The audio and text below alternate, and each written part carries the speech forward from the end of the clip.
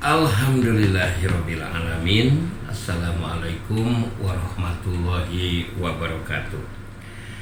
Wilujeng siang bara cakra di mana welinggihna subangga urang sasarangan di hiburan bara cakra sareng pidangan dongeng Sunda Duraduri dina judul Babad Pajajaran karya Kang Yaet.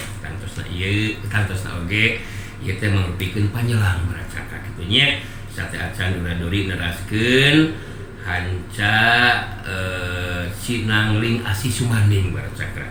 Kumargi Kang Yatna kabancen ya anjeunna tiasa beraktivitas secara maksimal manawi peryogi istirahat heula. Nah, salami Kang Yat istirahat malami opat dinten insyaallah gitu da ieu lagi mung opat dinteneun bara cakra diselang nyata ku guaran Babad Pajajaran itu kan mudah-mudahan ya tekirang janten paling banget kalau bara cakra nu kerasa dengan ieu maraco di paenon adona sewang-sewangan karasan simkuring di syuting ku pihak TV anu teh aya gambaran mohon ope capruk gitu tanya mohon sudah ditayangkeun di CBB gitu nya CBB London sareng POE nya obat gosok Subhanallah yang kolong tingkah bagus bercakra jangakeun dina judul Babad Pajajaran Geber Braya.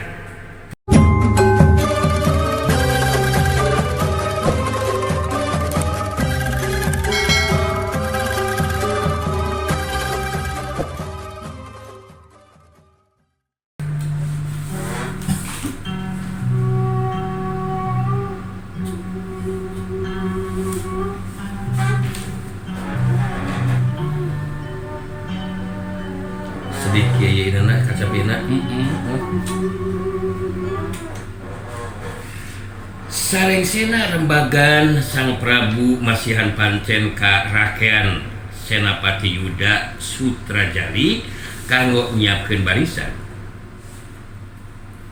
Salajengna Sang Prabu ngajak pagunaman ka ingkang putra Dyah Pitaloka tumali sareng kaayaan anu mangsung dina waktu harita. Katinggali Paroman Putri Ayu Dyah Pitaloka alung nguyung. Manahna teu kinten sedih bagi bertebih tina sangkian. Anu diimpleng kabagjaan namung dina kanyatanana berkalah ka huru-hara anu bakal tumiba. Prabu Linggabuana tiasa surti karena kaayaan manah sareng emutan ingkang putra. Bari narik napas panjang Sang Prabu teras ngalahir. Gelis anak ama. Kenyataan anu lumaku dina waktu ayeuna memang di luar dugaan urang. Ama teu nyangka baris pinangkih jeung kajadian nu saperti kieu. Abdi oge henteu nyangki ama.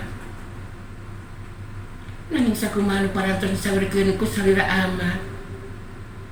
Dina waktu tadi sawala memang kitu sakedahna. Sunda teu tiasa dihina kitu bae ama. Darasa naos abdi pangawak awewe tetep kudah nanyakeun ajen wawanen sareng wawasen Sunda ama. Sang Prabu narang samanahna. Namun kitu teh henteu lami Sang Prabu kedah jejem panceg dina sikap pamadegan sejamapag Yuda ngayonan kakuatan Majapahit anu bakal datang ngagempur. Dyah Pitaloka anak ama.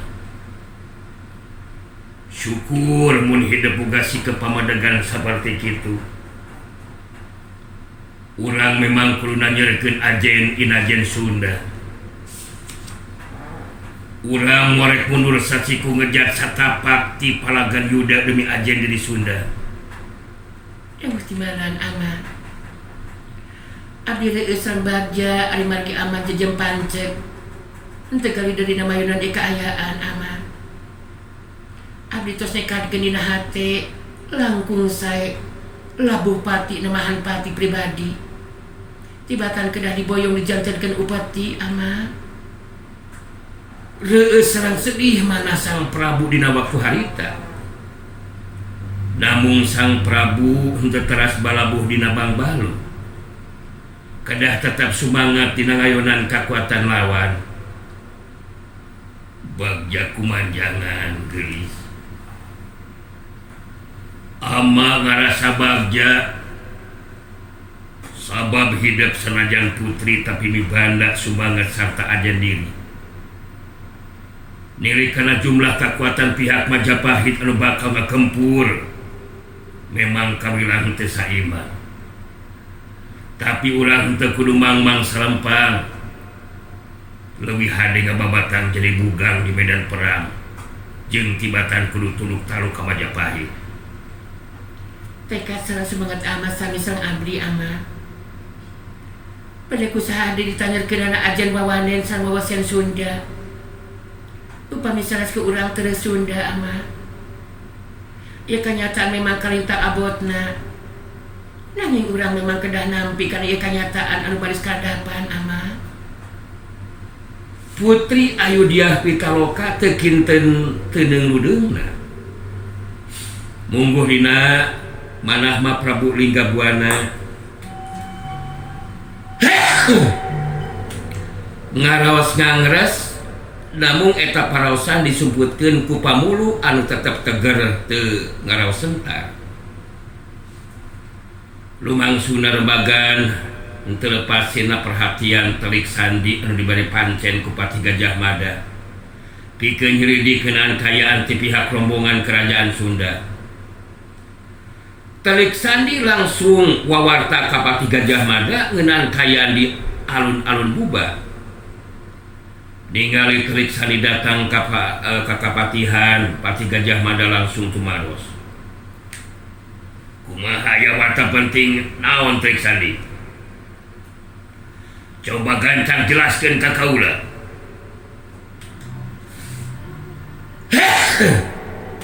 Kumaha ayeuna kayaan alun-alun Buba? Gusti Malan Gusti Patih. Numawi enggal ngabojeng ka dieu oge. Jalaran aya warta nu kedah enggal kadugikeun dina waktos ayeuna. Pihak Sunda anu aya di alun Bubar. Kasimpulanna pihak Sunda morek tumut kana keputusan ti pihak Majapahit. Kitu kaula nu Gusti. Telik sandi ngajelaskeun panjang lebar hasil lakon gawena dina nyilidik kayaan di alun-alun Buba. Patih Gajah Mada paroman janten Gembang Wera. Teu kinten benduna tetela pihak Sunda henteu tumut kana kaputusan sareng katangtuan anu ditandaskeun ku dina ka panghulu sura utusan Prabu Linggabuana. Patih Gajah Mada meureukeun pandangan katuhuna teras kalahi. Pihak Sunda mun kitu mah kudu gempur. Nangtang perang ka pihak Majapahit mun kaya kitu mah. Keur kaula asa mobok pangigorowong aya cukang koma meuntas. Geus lila nyidem angen-angen hayang nunukeun Sunda. Ayeuna waktuna pikeun ngabuktikeun Majapahit oleh pujul tibatan Sunda. Dan Gusti Maran Gusti. Panggo salajeng manyangakeun ka silapang jenengan. Kaprah ke dia baran ayeuna mah. Urang kempur pikeun katumpur. Pihak Sunda sawajeng henteu ngacenan ka Majapahit. Tacan suji rasaning ati mun pihak Sunda nu aya alun bubar henteu tumpur. Ieu urusan geus jadi hak kaula. Sanajan Sang Prabu moal pisan halangan. Patih Gajah Mada telas mapek wadia bangga. Jumlah pasukan UGK ribuan turut pada samapta ku pakarang perang. Patih Gajah Mada tos nekatkeun dina manahna pihak Sunda anu aya di alun-alun Buba kedah ditumpun luluskeun. Sumpah Gajah Mada dina amukna palapa mangrupa sumpah pikeun ngahijikeun satiap kerajaan anu aya di tatar Nusantara ku cara ditunduk talukeun ngalangkungan peperangan kerajaan Sunda ka eta anu sesah pikeun ditalukeun tumali Sunda mimbana kekuatan anu teu gampang diajak peperangan. Kitu nate jalanan hubungan Sunda sareng Majapahit kaitang rakat da puguh Raden Wijaya anu ngadegeun Majapahit masih kene kaitang sakaruhun sakat masih sekeseler ti Prabu Darmasiksa. Barisan wadia bala anu jumlahna ribuan, barisan makta pakarang perang, malah aya anu tunggang gajah sagarupa. Pon kitu deui anu tunggang kuda katut anu lalempang. Jumlah wadia bala Majapahit anu ribuan dibandingkeun sareng rombongan Sunda anu kirang ti 100 urang tangtu we teuing tina kayaan saimbang. Keayaan barisan pihak Majapahit anu tos pada sayaga diri sajaga gempur ke alun-alun bubat dugi wartana ka Prabu Linggabuana anu mimpin barisan.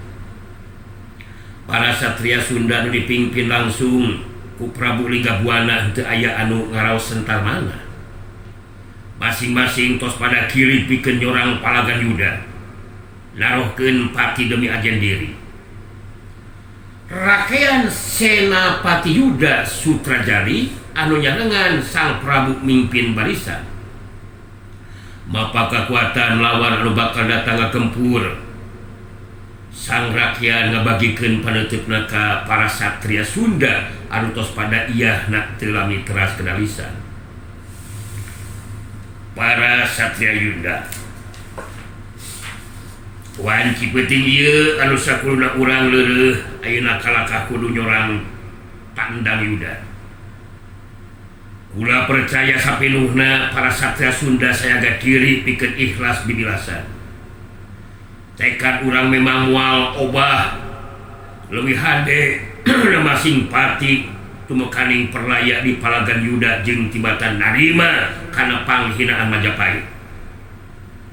Urang tanyakeun ajen diri wawanen sarta wawasen Sunda. Urang memang teu nyangka bakal pinanggih jeung kajadian anu saperti kieu. Dina waktuna miang taya anu mawa pakarang keur perang. Da puguh ngiringkeun calon permeswari.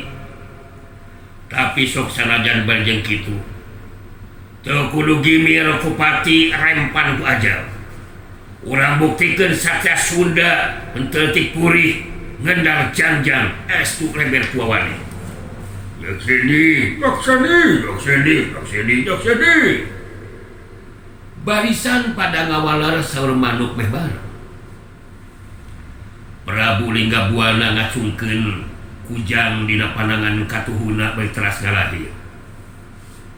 Ieu kujang marangan diri kaula pikeun tanda. Kujang ngandung harti kukuh kana janji. Kaula morek mundur sasiku ngejat satapak. Aceh diri jeung wawanen sarta wawasen Sunda jadi tanggung jawab urang pikeun nanyeunkeunana. Sarebu musuh salawan teu kudu dipake rempan.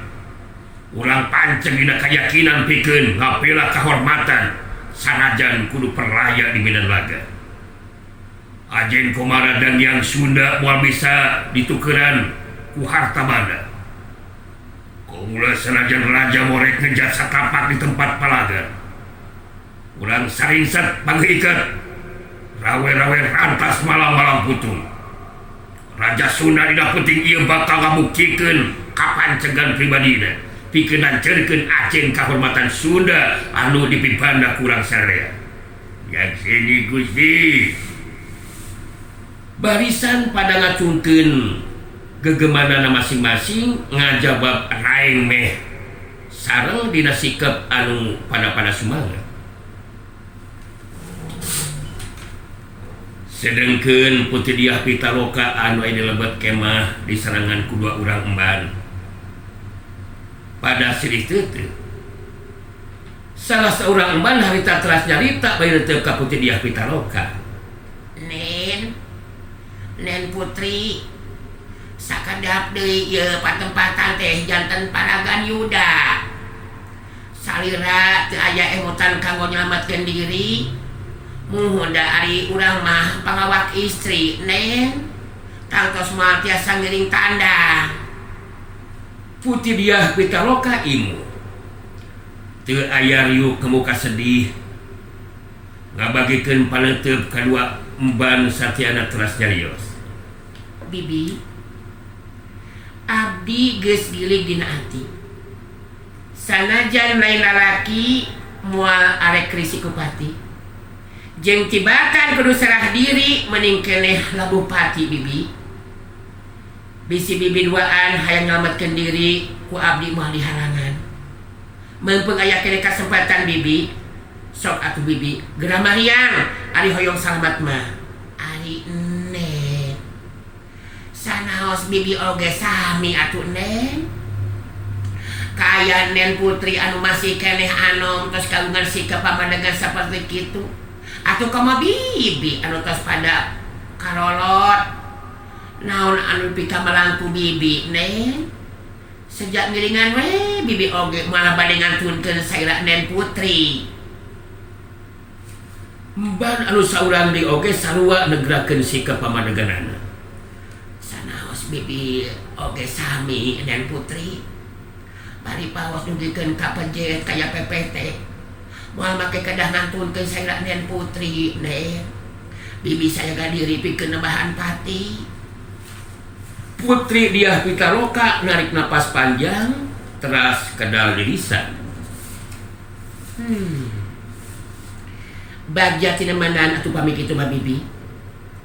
Regreg hati abdi ari kieu mah. Bibi duaan nyata memang satya nyerangan diri abdi. Sanajan urang teu ngeuring tandang kapalagan. Tapi pikeun anjeunkeun ajen diri. Urang ulah nepikeun ka nyerahkeun diri leuwih hade labuh pati. Sumuhun laras kitu Nen Putri. Emot kana kasauran sepuh bibi. Urang kedah hirup nuhun paeh rampes. Hirup sanes kengeng kahoyong maot oge teu tiasa disinglah. Mung ari takdir mah teu tiasa dipungkir, kada teu tiasa disinglah. Ari margi urusan anu hiji mah 1000 diharuduman salaksa dihalang-halang. Sanaos dipetian beusi paripaosna. Dugi wanci anu hiji mah moal tiasa diponah deui. Anu heunkeun ka bibi duaan anu bakal bela pati. Bela Satya boga sikap pamadegan anu seperti kitu.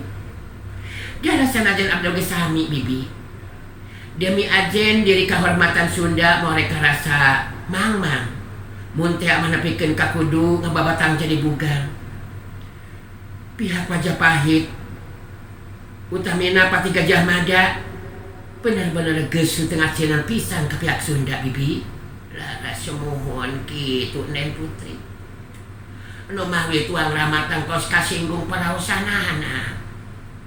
Bade beunu oge tangtos ari margi eta mah tos sabar kana panghinaan. Bade kusaha deui ditanyerkeunana ajen kahormatan Sunda upami sanes ku tuang rama. Sasat anu janten pancer sakumna rakyat Sunda. Memang bener bibi. Anu matak abdi reueus jeung hormat ka cida ka Kangjeng Rama anu tetela cejem panceg dina sikap pamadeganana. Mangsa nangeukeun ajen wawanen sarta wawasan Sunda bibi. Sanaos akibat tina eta sikap pamadegan teh bakal aya kajadian anu anggang tina sawangan. Pihak Majapahit wadia baladna bakal datang pikeun ngagempur ka dieu bibi. Putri Ayu Diah Pitaloka imut bari ngabagikeun paneuteup. Ngaraos reueus pacampur sareng sedih. Reueus lantaran emban pangiringna duanana sakitu bela Satyana. Sedina margi tos moal tiasa ditawar deui kanyatan anu baris karanapan. Datangna barisan Majapahit anu bakal ngagempur jumlahna sasateu imbang aya kana ribuan. Sedengkeun pihak Sunda jumlahna 100 urang oge kirang. Ujaring carita takdir teu meunang dipungkir, kadar teu meunang disinglah. Dina wengi eta dinten Salasa wage kaping 13 pascaang bulan Badra tahun 1278 Saka atanapi tahun 1357 Masehi, alun-alun Pubat janten Palagan Yuda. Prabu Linggabuana mimpin para satria Sunda anu pada ngatrukeun kamampuhan dirina masing-masing. Sanajan jumlah anu teu saimbang, namun para satria Sunda ngayonan kekuatan lawan lir upama banteng Katator. Namun perang Pubat anu langsung memang kaetang tarung campuh anu jumlahna teu saimbang. Saurang-saurang satria Sunda nuntutan perlaya mani getih di Palagan Yuda. Ninggal anu janten Rama Perlaya Putri Ayudiah Pitaloka luyu sareng jangjina teras labuh patinlasan dari pribadi. Kitu di Paramban sareng Julu Rias. Rombongan Sunda sadayana pada palastra henteu aya anu nyesa. Kitu teh amada puguh kawitna oge sanes pada perang. Esu ngajajab calon panganten istri. Henteu aya anu nyelak pakarang sakuma ilaharna upami ka Palagan Yuda. Pati Gajah Mada sugema manahna. Para satria Sunda kalebet Prabu Linggabuana pada perlaya di Palagan Yuda.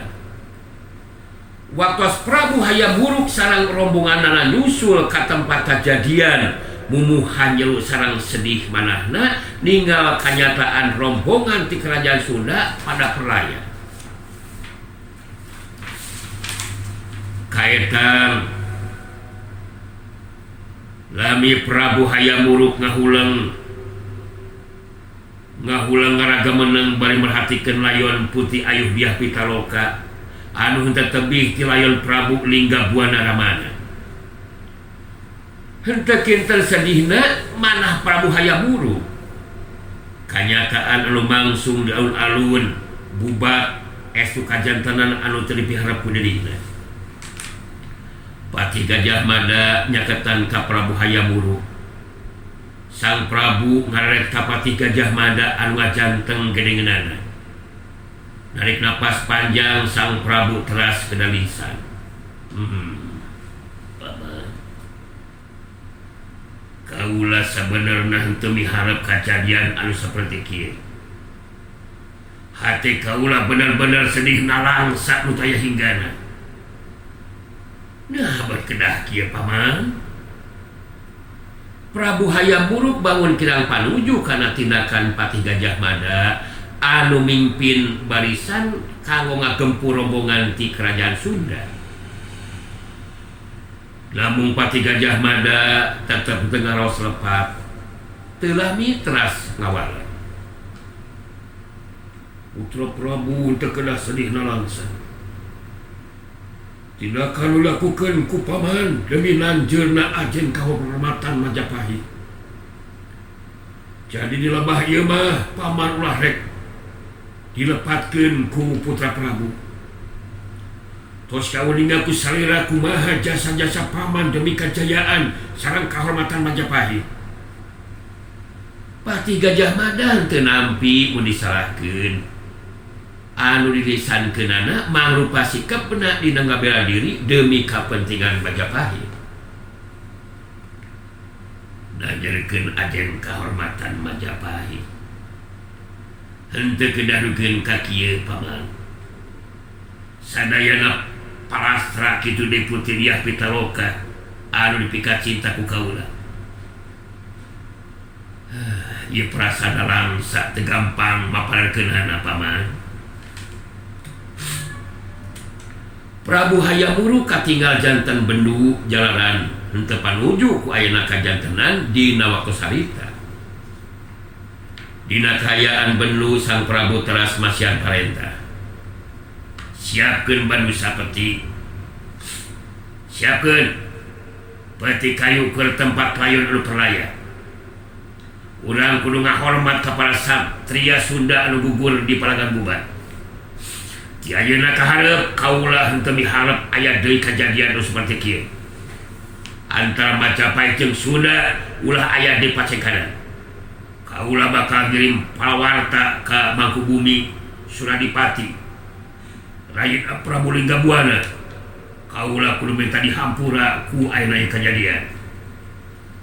Sang Prabu masihan parentah para satria Sunda kalabat Prabu Linggabuana sareng ingkang putra Dyah Pitaloka dilebetkeun kana peti atanapi Badusa. Eta kayaan minangka tawis hormat sang Prabu ka pihak Sunda. Pati Gajah Mada sanosina lebet manah mangaraos henteu panuju ku sikapna sang Prabu anu masihan kahormatan ka para satria Sunda anu palasa di Palagan Yuda. Namun ninggal sang Prabu nuju Bendung.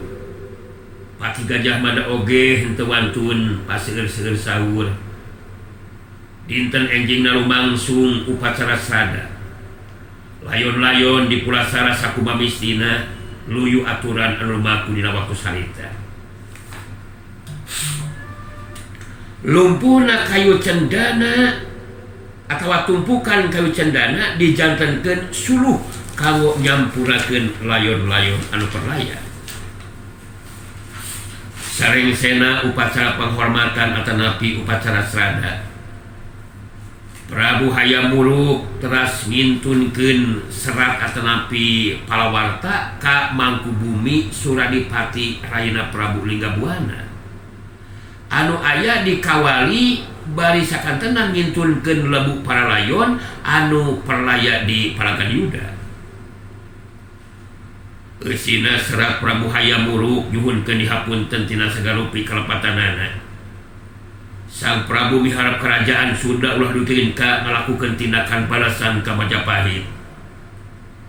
Antawis kerajaan Majapahit sareng kerajaan Sunda kedah tetep ngantepkeun tali kawardian.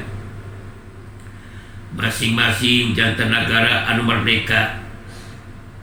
Namun silih ajenan henteu aya Pacekadan. Kaleresan anu nampi palawarta teh Mangkubumi Suradipati anu oge mancen janten pandita di karaton.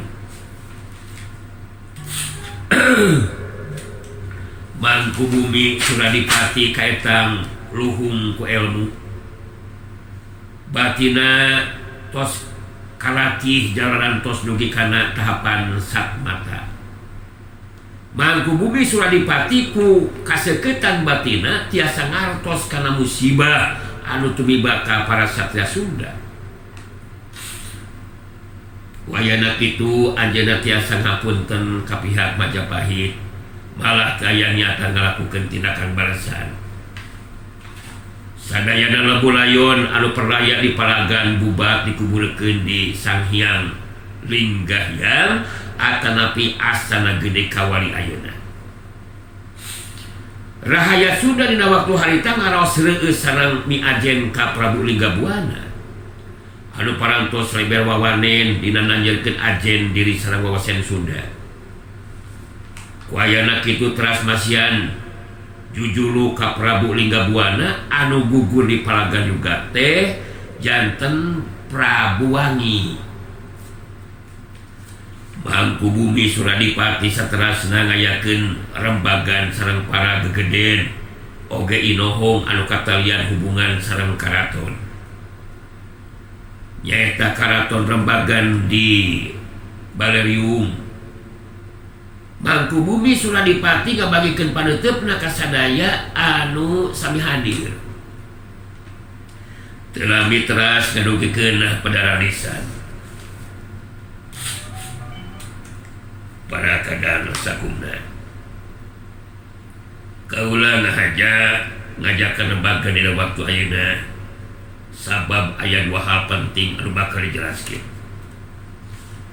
Anu kahiji ngeunaan musibah anu tumiba ka kulawarga kaula oge kulawarga Arandika para kadang sakumna. Kejadian lumangsung di Palagan bubat memang mangrupa papasten anu teu bisa dipondah ku sing sabai oge. Kulantaran kitu urang teu kudu aya karep atau pikiran hayang males ka nyeri ka pihak Majapahit. sabab eta moal aya hartina ngan saukur manjangkeun pacengkadan antara Sunda jeung Majapahit. Kumaha ka harti? Jak sini Gusti, lamun di mana? Para kadang ngawalan saur manuk. Saterusna anu kadua ngeunaan kayaan di karaton atawa kerajaan Sunda. Lantaran wasu kencana karek umur 8 tahun jadi can wayah lah mun dijenengkeun jadi raja. Wayahna kitu pikeun samentara waktu anu bakal ngaheuyeul dayeuh ngolah nagara teh dari kaula. Ngan sok sanajan bajeng kitu kaula moal aya hartina mun teu dirojong kalawan dibantu luyu jeung keahlian pada kadang sakumna. Ci ayeuna kaharep hubungan Sunda jeung Majapahit kudu mulus baglus ulah aya di pacengkadan. Atuh kaula oge boga kawajiban pikeun ngatik wasu kancana dina hal katatanegaraan. Sabab gadina geus tepi kana ugana ijana kudu jeneng jadi raja. Ya sini abot di mana Gusti? Para kadang ngawalar deui meh bareng. Kitu diantarana rembagan anu mangsung dina waktu harita. Mangkubumi Surdadipati kaeta wijaksana. Henteu weleh miajen kagegeden sareng inohong anu salami ieu memang henteu weleh ngarojong ka pihak karaton. Kitu deui para gegeden sareng inohong anu ngeuring rembagan ngaraos reueus sareng miajen ka Mangkubumi Suradipati. Nyaeta Rayina Prabu Linggabuana Surgi. Sok sanaos tos janten pandita namun tetap tangawarar ngawakilan sementara dina ngaheuyeuk dayeuh ngolah nagara.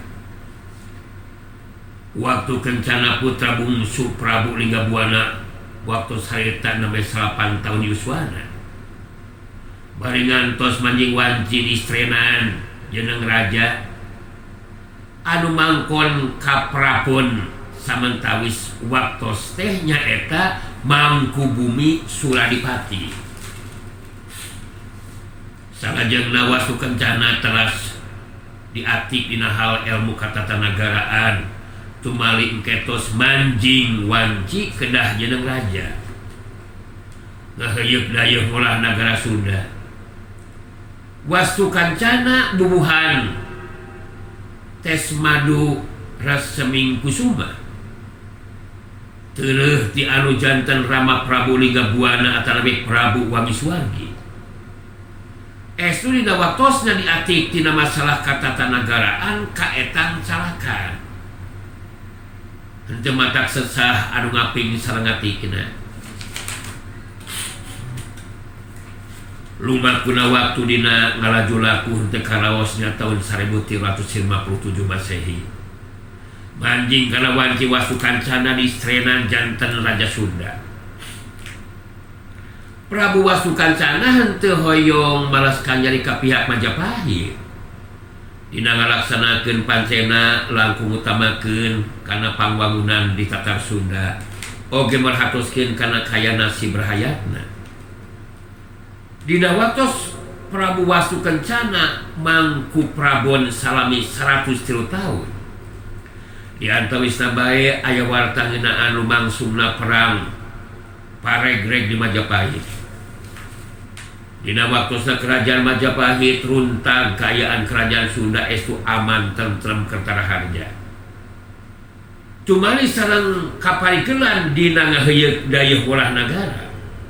Mayungan kasakumna rahaya Sunda.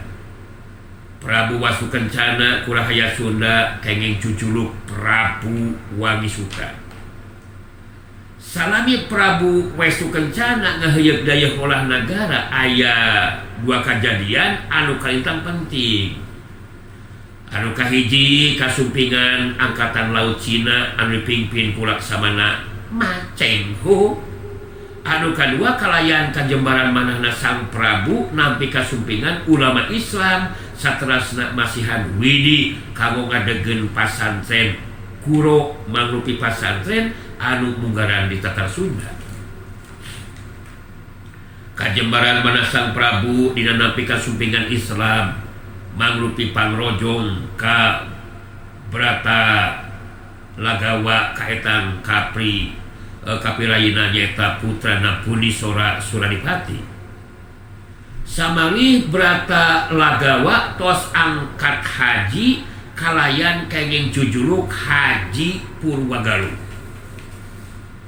Harita Prabu Wastu Kencana dina hiji rembagan di Karaton ngasihan keterangan ngeunaan ngadegna pasantren Kuro. Ka para kadam sakuna ulah ngarasa kaget karena keputusan serta kawijaksanaan ti kaula tumali jeung bakal ngadegna pasantren Kuro di Tatar Sunda. Mangka kaharti ku para kadang pikeun urang Sunda somea hade kasema lain dan sakadar carita dicaritakeun deui. Tapi memang gitu sakuduna. Sokomo lu tumali jeung keterangan ulama Islam anu tepung jeung diri kula. Ngajelaskeun geunaan ajaranana tetelah teu patojaiyah jeung paham kayakinan urang. Pikeun ngahontal kasalamatan di alam dunya jeung alam langgeng kudu bisa ngawujudkeun welas asih ka sesama hirup. Ya sini. Gimana Gusti? Para kadang mairan saur mangu. Beda dina basa jeung tata cara sumembah kahyang widi lain ngalung harti kudu pahir-hiri. Sabab dina hakikat nama nuju ka muara anu sarua nyata lenggahing anu maha tunggal. Tah dumasar kana eta tinimaga kula mere idin pikeun ngadegkeun pasantren Kuro. Lian eta dulur kula anu geus miang ka Mekkah nyatana Brata Lagawa geus ganti jadi Haji Purwagaluh. Kudu ngajenan kaeta anu jadi dulur. Dawuh gimana? Ya sedih Gusti. Bagja. Tapi dah waktu selesai. Hanya kehabisan berkata aslinya waktu perantos saja kapan deui cageratunya pidangan dongeng Sunda Dora-Dori tentang Panyelang Sinang Wing Asih Sumanding dicelangku Baban Pajajaran ya urang cekapkeun heula bumi ka dieu. Hatur nuhun tina saluruh perhatosanana dadasya punten anu kasuhun sok sanosi kuring bajeng ngingsret indah empluk nuhun atepaan ku Bang Ope caplak lain mawahakaneun ka kemawah aya kana mah tenang sakitu tiasa ngasangakeun wassalamualaikum warahmatullahi wabarakatuh geber bray.